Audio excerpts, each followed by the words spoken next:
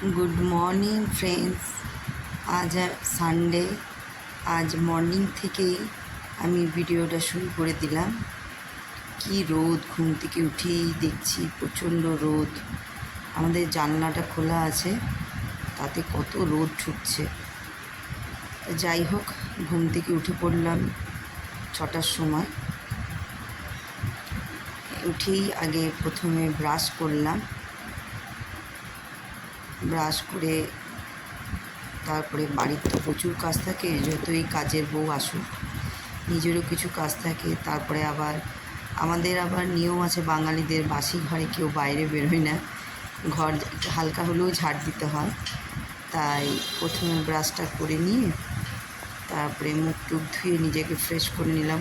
পট করে ঘুম থেকে উঠেই তো কাজ করতে পারি না, তাই প্রথমে ফ্রেশ হয়ে নিয়ে তারপরে ঘরটা ঝাড় দিলাম।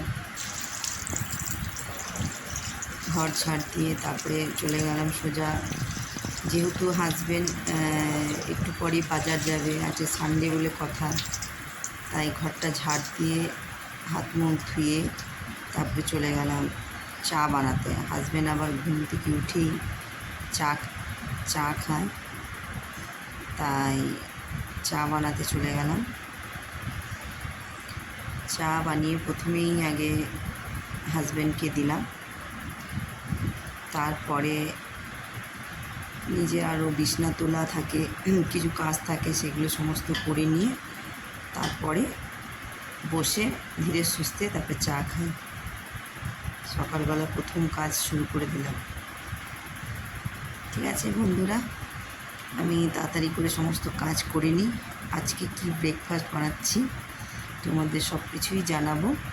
তোমরা আমার পাশে থেকো, সাথে থেকো, ঠিক আছে? তাহলে তোমরা পাশে থাকলেই আমি অনেক দূর এগিয়ে যেতে পারবো, এটাই তোমাদের কাছে আমার রিকোয়েস্ট।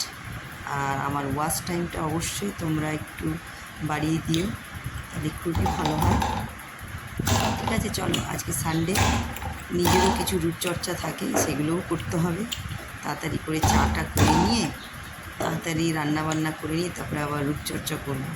শুধু একদিনই সময় পাই, সানডে, বাকি দিন করতে পারি না, তাই তাতে চলো রান্নাটা করে নিই। বাই।